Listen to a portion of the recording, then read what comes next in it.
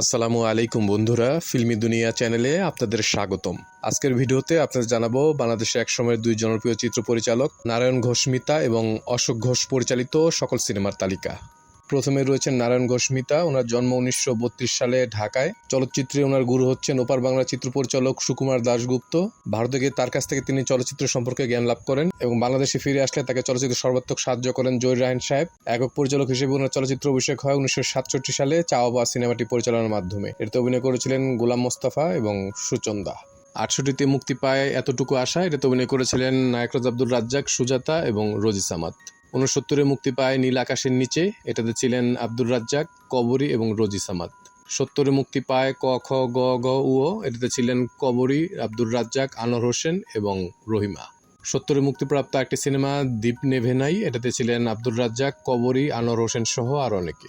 72-এ মুক্তি পায় এরাও মানুষ। এটাতে ছিলেন শাবানা, আব্দুর রাজ্জাক এবং আনোয়ার হোসেন। 74-এ মুক্তি পায় আলোর মিছিল। অভিনয় করেছিলেন আব্দুর রাজ্জাক, ববিতা, সুজাতা এবং ফারুক। 75-এ মুক্তি পায় লাঠিয়াল। এই জনপ্রিয় সিনেমাতে অভিনয় করেছিলেন ফারুক, ববিতা, আনোয়ার হোসেন এবং রোজি সামাদ। 77-এ মুক্তি পায় তৃষ্ণা। অভিনয় করেছিলেন ফারুক, কবরী এবং রোজি সামাদ। 78-এ মুক্তি পায় অলঙ্কার। এটাতে ছিলেন আব্দুর রাজ্জাক, শাবানা, প্রবীর মিত্র এবং নূতন। 79-তে মুক্তি পায় চোখের মণি। এটাতে ছিলেন ফারুক, শাবানা এবং তারেক। 80-তে মুক্তি পায় জীবন মৃত্যু। এটাতে অভিনয় করেছিলেন ববিতা, ফারুক, আনোয়ারা, টেলিসামাদ সহ আর অনেকে। 81-তে মুক্তি পায় সুখের সংসার। এটাতে ছিলেন রোজিনা, ফারুক, প্রবীর মিত্র এবং অঞ্জনা। 82-তে মুক্তি পায় তাসের ঘর। অভিনয় করেছিলেন ফারুক, রোজিনা, আনোয়ার হোসেন, প্রবীর মিত্র সহ আর অনেকে। 84-তে মুক্তি পায় মান অভিমান। এটাতে অভিনয় করেছিলেন রোজিনা, ফারুক, প্রবীর মিত্র এবং আনোয়ার হোসেন। 85-তে মুক্তি পায় সাহেব। এটাতে মূল চরিত্রে ছিলেন ফারুক এবং রোজিনা। 86-তে মুক্তি পায় সুদাসল। অভিনয় করেছিলেন ফারুক, দিতি, আনোয়ার হোসেন এবং প্রবীর মিত্র। 87-তে মুক্তি পায় হারানো সুর। এটাতে ছিলেন সুব্রত, সুচরিতা, আনোয়ার হোসেন এবং প্রবীর মিত্র। 90-তে মুক্তি পায় সাজানো বাগান। এটাতে অভিনয় করেছিলেন জাফর ইকবাল, দিতি, রোজিনা, আনোয়ার হোসেন, আনোয়ারা সহ আর অনেকে। এটাই ছিল নারায়ণ ঘোষ মিতা পরিচালিত এবং মুক্তিপ্রাপ্ত সর্বশেষ সিনেমা। নারায়ণ ঘোষ মিতা পরিচালিত মোট সিনেমার সংখ্যা হচ্ছে 19টি। তিনি 2002 সালে 70 বছর বয়সে মৃত্যুবরণ করেন। তারপর রয়েছেন চিত্র পরিচালক অশোক ঘোষ। ওনার জন্ম ঢাকাতে। চলচ্চিত্র ওনার গুরু হচ্ছেন জহির রায়হান সাহেব। একক পরিচালক হিসেবে ওনার চলচ্চিত্র অভিষেক হয় 1971 সালে নাচের পুতুল সিনেমাটি পরিচালনার মাধ্যমে। এতে অভিনয় করেছিলেন আব্দুর রাজ্জাক, শবনম, সুলতানা এবং মেহফুজ।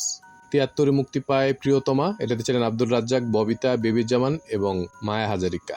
75-এ মুক্তি পায় মাস্তান। এটাতে ছিলেন মাহমুদ কলি, জাফর ইকবাল, সুচরিতা এবং অতিথি শিল্পী হিসেবে আলমগীর।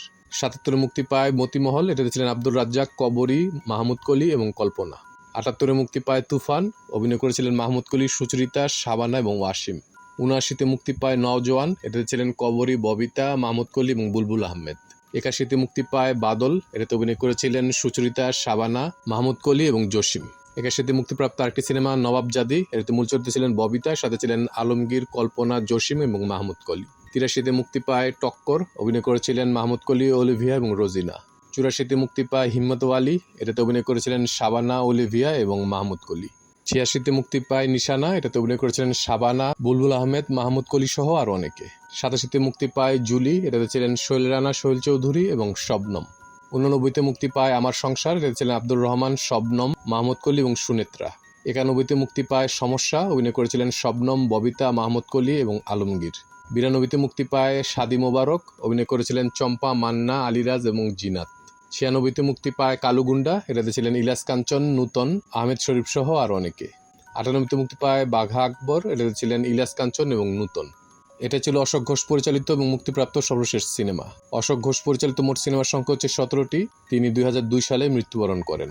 এরপর আর কোন কোন নির্মাতা বা অভিনেতাদের সিনেমার তালিকা জানতে চান, দয়া করে আমাদের কমেন্ট করে জানাবেন। আমাদের ভিডিওগুলো ভালো লাগলে অবশ্যই আমাদের চ্যানেলটি সাবস্ক্রাইব করে আমাদের পাশে থাকবেন। ইনশাআল্লাহ খুব শীঘ্রই দেখা হচ্ছে ভিন্ন সাথে নতুন কোনো ভিডিও নিয়ে। আল্লাহ হাফিজ।